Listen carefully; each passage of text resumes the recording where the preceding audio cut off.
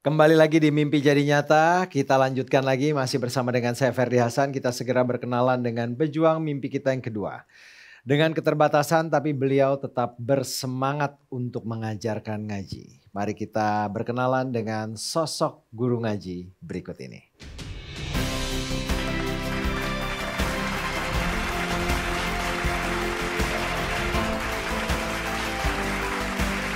Ya, assalamualaikum, selamat malam Pak Handoko, apa kabar? Waalaikumsalam warahmatullahi. Selamat malam, alhamdulillah baik. Alhamdulillah baik ya. Ini Ferdi dan juga Bapak Ibu yang ada di studio dan pemirsa di rumah, Pak Handoko ini jauh-jauh dari Klaten, bener ya Pak? Bener. Alhamdulillah udah sampai Jakarta, ya lintas provinsi gitu ya Pak ya. Iya. Kalau boleh tahu ini kan jauh dari Klaten ke Jakarta, kalau boleh tahu ke Jakarta sama siapa aja nih Pak Handoko? Tadi sama teman kru komunitas Satu Hati. Waduh, komunitas Satu Hati ya. Jadi hatinya udah sama-sama saling Insya Allah. berkait gitu ya. Iya. Insya Allah, alhamdulillah. Nah, malam hari ini sudah di panggung Mimpi Jadi Nyata Ya. dengan aktivitasnya sebagai guru ngaji dan lain sebagainya. Kalau boleh tahu Pak Handoko, mimpinya apa sih? Saya sangat bermimpi sekali dalam wadah ini karena saya dan teman-teman ada kru musik. Jadi kita sangat bermimpi sekali mempunyai alat musik yang lengkap untuk bermain musik berikut sound system. Sangat luar biasa. Sudah siap Pak Handoko untuk mewujudkan mimpinya? Insya Allah siap. Oke, kalau gitu aku akan dorong sedikit ke depan ya. Silahkan. Oke. Ya, silahkan Fer. Assalamualaikum warahmatullahi wabarakatuh Pak Handoko. Waalaikumsalam warahmatullahi wabarakatuh. Terima kasih sudah jauh-jauh datang dari Klaten ke Mimpi Jadi Nyata untuk mewujudkan mimpinya. Insya Allah bisa terwujud malam hari ini ya. Insya Allah. Ya, amin. Mengajarkan anak-anak ilmu agama ini sudah berapa lama Pak Handoko? Alhamdulillah dari mulai tahun 2005. Wah cukup lama ya. Jadi sudah 18 tahun. Ya. Nah mohon maaf ini kondisi Pak Handoko sekarang ini itu terjadi karena kecelakaan gitu ya. Bisa diceritakan mungkin kronologisnya dan di usia berapa saat itu? Kalau usia saya kurang paham. Yang jelas saat itu bulan Agustus tahun 2004. Oke. Ya, waktu itu saya ikut kerja buruh tebang kayu. Akhirnya dalam keteledoran saya mendapatkan kecelakaan yang akhirnya juga menjadikan cedera pada tulang belakang saya. Terus ya akhirnya seperti ini. Jatuh gitu Pak atau tertiban? Jatuh, iya. Oke. Waktu itu melakukan perawatan atau pengobatan ke dokter atau bagaimana? Pernah langsung dibawa ke alternatif, tapi beberapa selang kemudian dibawa juga ke rumah sakit umum untuk pengobatan secara medis. Oke. Jadi semua dari medis, non medis sudah pernah saya jalani. Waktu awal dinyatakan bahwa Bapak tidak bisa berjalan lagi gitu ya. Pasti ada perasaan down mungkin ya saat itu ya. Sangat pasti ya. Saat itu saya langsung frustasi. Jadi seakan-akan saya sudah tidak ada manfaatnya lagi hidup. Karena dalam keadaan seperti ini kita harus melewati banyak berbagai tuntutan dalam hidup. Ya. Titik balik apa Pak yang akhirnya bisa membuat Bapak bangkit kembali? Justru itu yang kita mau dengar sebenarnya. Ya, ini cerita yang menarik dari saya. Mungkin bisa menjadikan semua berkesan atau mungkin bisa menjadikan motivasi untuk semuanya. Ya. Saat itu saya dalam tidak sengaja belajar baca-baca ilmu dasar pembelajaran metode baca Al-Quran. Akhirnya sering terlihat sama 1-2 anak. Pada saat itu juga ketika aku sering membaca, sering ikut, akhirnya anak di jam tertentu pada waktunya seharusnya mereka belajar, saya ingatkan untuk belajar itu. Tapi mereka kurang begitu tertarik akan tempat belajar yang saya ingatkan itu. Nggak tahunya untuk yang berikutnya saya ingatkan untuk berangkat belajar. Itu sangat tidak saya duga. Ternyata mereka berangkatnya itu ke tempat saya, minta untuk saya untuk mengajarkan. Awalnya dari situ jadi. Awal dari situ. Okay. Itu jadi sudah spesifik ngajar mengaji gitu atau belajar ilmu agama gitu? Iya. Jadi belajar ngaji dasar dari mulai itu saat itu mereka kelas 2 SD. Kelas 2 SD. Dan sekarang dari sekian banyak anak-anak saya udah ada yang sudah berkeluarga, ada yang sudah ada di jenjang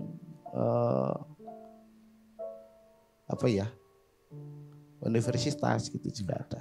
Kalau lihat di tayangan di belakang Pak, ada banyak sekali puluhan anak. Sudah berapa puluh anak Pak kalau gitu berjalan selama bertahun-tahun ini Bapak mengajar? Ya saat itu juga. Jadi bertahap dari mulai awal 3 santri, 3 anak. Ya, itu awalnya cuman putra. Berjalan waktu, akhirnya saya merasa tidak adil. Kalau hanya mengajarkan sebatas untuk anak putra. Ya. Akhirnya saya membuka peluang kesempatan untuk anak-anak putri. Akhirnya dari sekian banyak sampai saat ini sekitar 60-an anak.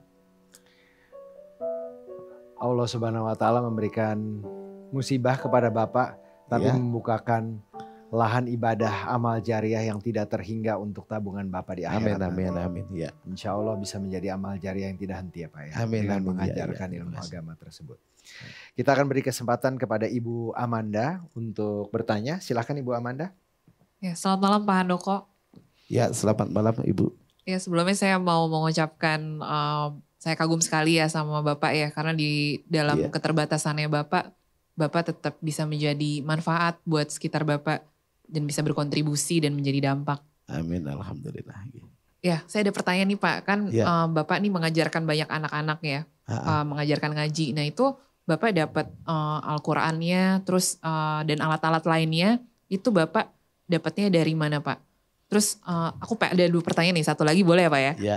Jadi satu lagi pengen nanya juga, anak-anak yang asuhan Bapak ini, Bapak ngelihat ada potensi-potensi di bidang lain nggak mungkin? Kan tadi ada musik, tadi selain ngaji mungkin ada yang lain nggak mungkin yang bisa Bapak share? Mereka berbakat apa aja sih? Gitu. Terima kasih Pak.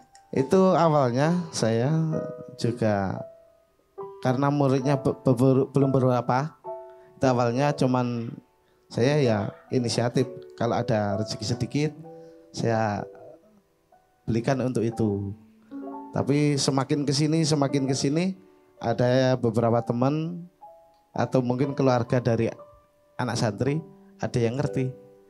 Jadi akhirnya mereka semampunya, seikhlasnya sering membantu suplai untuk ke arah situ. Dari itu juga seiring berjalan waktu kami istilahnya pasang kotak.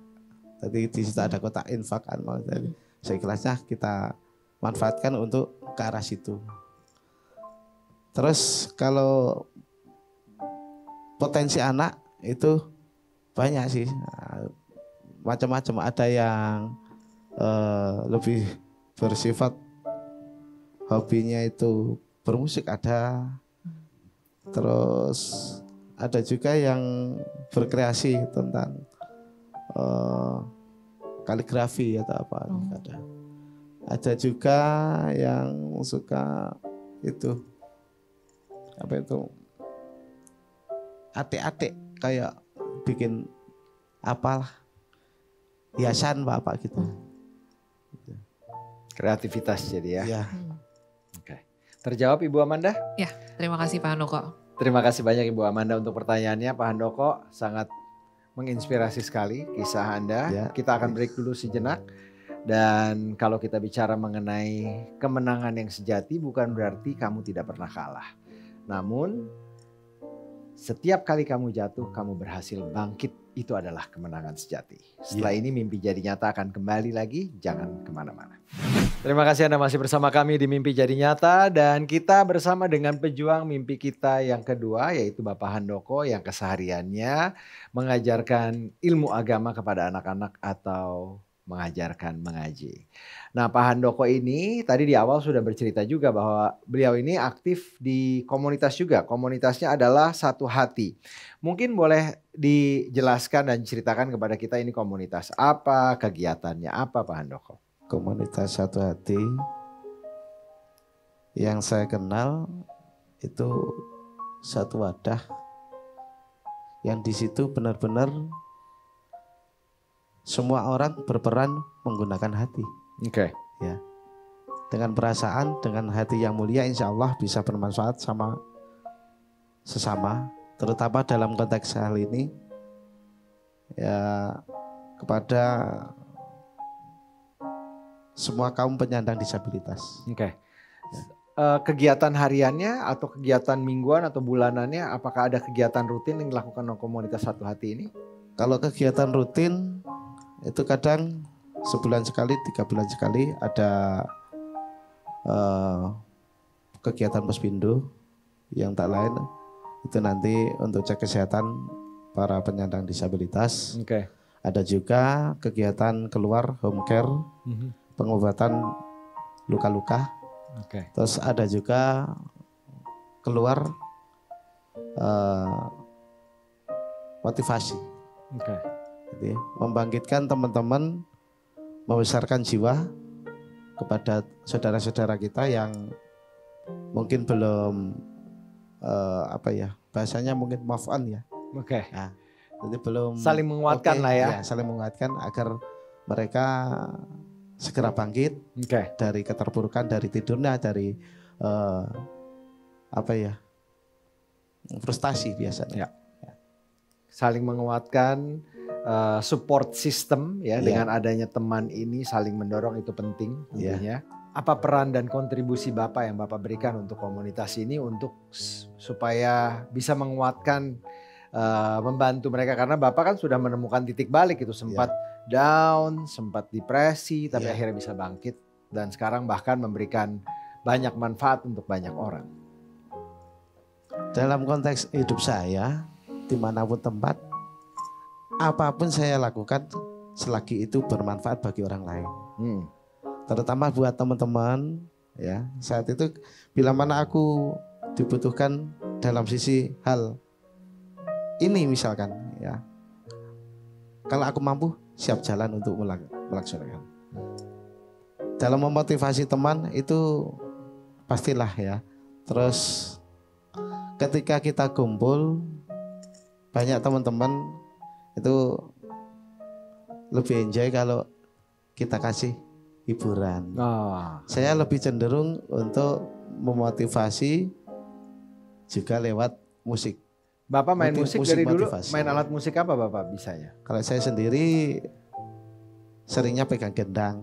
Pegang gendang, ya. Oke. Jadi makanya mimpinya ingin mendapatkan alat musik ya, jadi untuk satu grup lah ya gitu kurang lebih ya, dan juga sound systemnya gitu.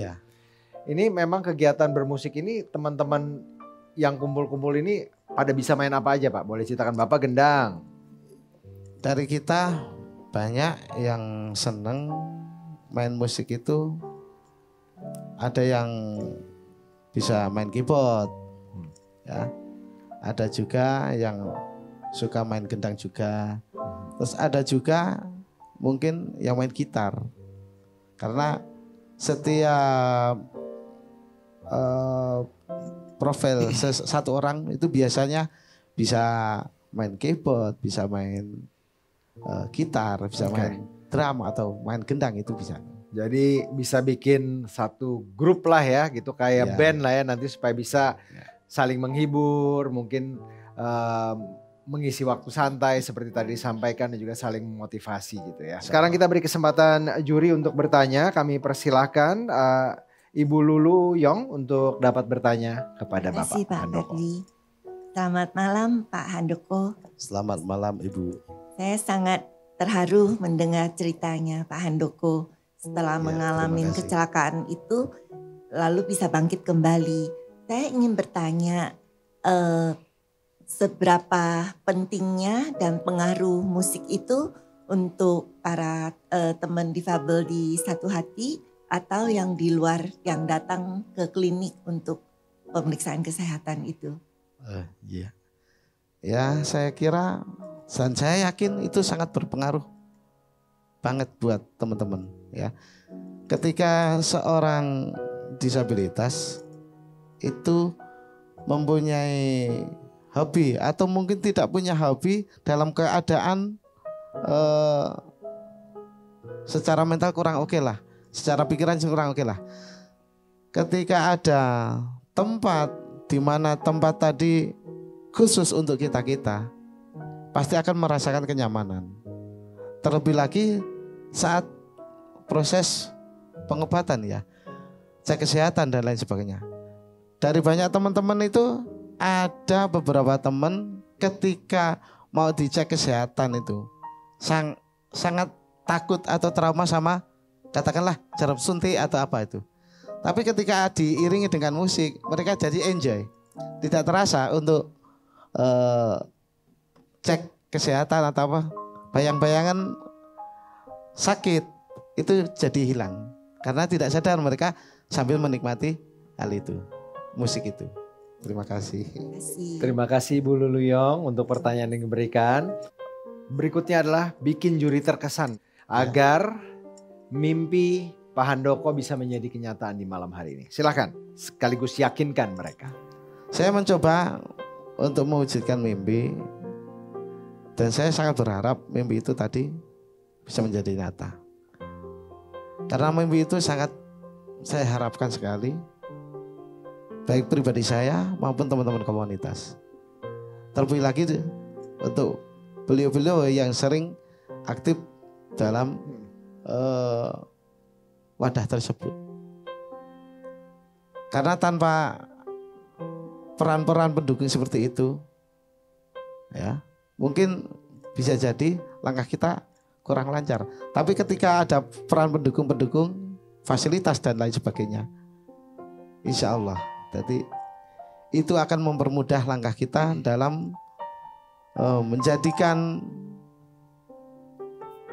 setiap pribadi manusia, terutama dalam penyandang disabilitas ini, akan lebih bangkit lagi, akan semangat lagi dalam menjalankan, melanjutkan perjalanan hidup di dunia ini. Baik Pak Handoko, semoga mimpi Pak Handoko bisa menjadi kenyataan untuk memiliki alat musik untuk komunitas dan juga sound systemnya. Sehingga teman-teman di komunitas Satu Hati bisa lebih mengekspresikan dan berkreativitas dalam berkarya. Sebaik-baiknya manusia adalah mereka yang bisa memberikan manfaat untuk orang lain. Dari kedua pejuang mimpi kita sama-sama belajar bahwa hidup ini akan lebih berarti jika kita bisa memberikan manfaat bagi orang lain. Sesaat lagi kita akan ketahui siapakah dari dua pejuang mimpi kita ini yang mimpinya akan menjadi kenyataan. Tetaplah bersama kami. Baik, Anda kembali lagi bersama kami di panggung Mimpi Jadi Nyata. Tadi kita sudah menyaksikan kisah inspiratif dari dua orang pejuang mimpi kita. Yang pertama ada Ibu Irawati, seorang pengurus panti sosial yang berjuang untuk kesehatan warga binaannya. Dan ada juga Pak Handoko yang juga berjuang dan mengajarkan ilmu agama untuk murid-muridnya. Sangat luar biasa ya. Nah, untuk mengetahui bagaimana kiprah mereka dan perjuangan mereka di panggung Mimpi Jadi Nyata, kita saksikan tayangan berikut.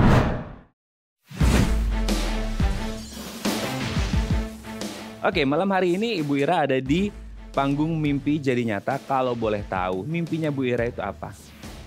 Saya ingin mewujudkan mimpi untuk mengadakan pelayanan kesehatan di tempat saya bertugas.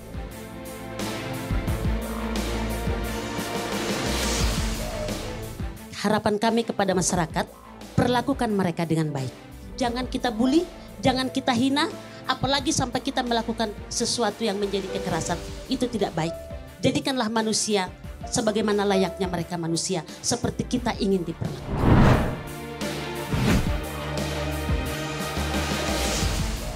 Nah, malam hari ini sudah di panggung Mimpi Jadi Nyata. Ya. Kalau boleh tahu Pak Handoko, mimpinya apa sih? Saya sangat bermimpi sekali dalam wadah ini mempunyai alat musik yang lengkap untuk bermain musik berikut sound system.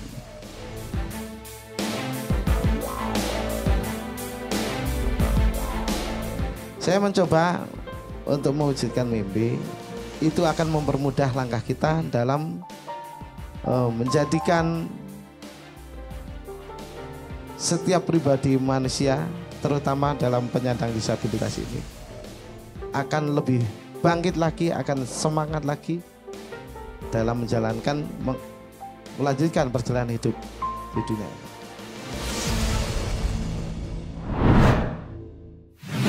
Ya, perjuangan yang sangat luar biasa. Saat ini kami akan kembali mengundang ke atas panggung Mimpi Jadi Nyata Ibu Irawati dan Pak Handoko.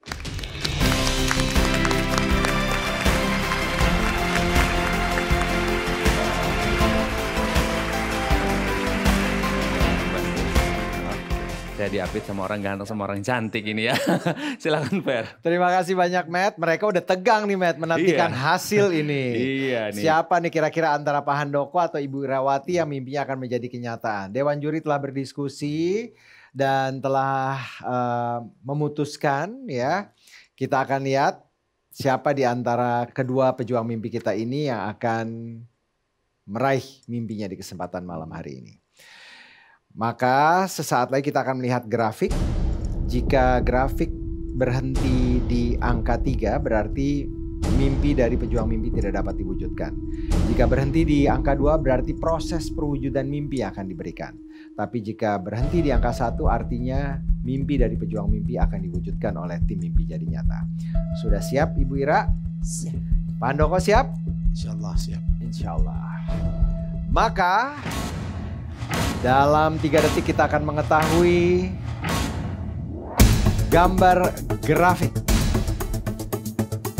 menuju ke titik ketiga. Apakah Pak Handoko langsung berada di titik ketiga, bergerak menuju titik kedua. Begitu juga dengan Ibu Ira. Siapa yang proses perwujudan mimpinya sudah pasti ada di tangan. Kita lihat apakah Ibu Ira atau Pak Handoko saling kejar. Waktu 15 detik lagi. Pak Handoko sudah berada di titik nomor 2. Juga demikian halnya dengan Ibu Ira. 3 detik lagi dan siapa yang mimpinya terwujud? Selamat Ibu Ira. Mimpinya berhasil terwujud. Selamat ya Ibu Ira. Pak Handoko jangan berkecil hati. Jangan berkecil hati. Karena proses perwujudan mimpi akan direalisasikan oleh tim Mimpi Jadi Nyata. Jadi peralatan untuk bermusik ya, ada seperti gitar, keyboard dan lain-lain itu akan diberikan untuk Pak Handoko dan juga komunitas Satu Hati. Sangat luar biasa ya. Meskipun nggak nyampe nomor 1 tapi tetap kita akan bantu ya Pak ya. Sangat luar biasa karena dua-duanya sama-sama memiliki kisah yang sangat inspiratif sama ya Fer ya. Betul. Betul sekali. Nah malam hari ini kita sudah melihat kisah yang sangat luar biasa dari Ibu Ira dan juga Pak Handoko. Semoga ada banyak sekali di luar sana Bu Ira selanjutnya dan Pak Handoko selanjutnya yang dalam hidupnya tidak hanya ngomongin diri sendiri tapi juga ngomongin juga orang lain. Bagaimana kita belajar supaya hidup kita bermanfaat untuk orang lain dan yang pasti adalah jangan pernah takut bermimpi. Kami juga mengundang perusahaan-perusahaan di luar sana yang ingin berpartisipasi membantu para pejuang mimpi yang ada di luar sana maupun di panggung Mimpi Jadi Nyata. Terima kasih untuk perhatian dan juga atensi Anda selama ini. Semoga mimpi kita suatu saat juga akan menjadi kenyataan. Seperti yang Matt katakan, janganlah pernah takut untuk bermimpi karena segala sesuatu itu berawal dari mimpi. Saya Ferdi Hasan. Dan saya Radha Madlias. Kami mengucapkan terima kasih banyak, selamat malam dan sampai jumpa di episode berikutnya.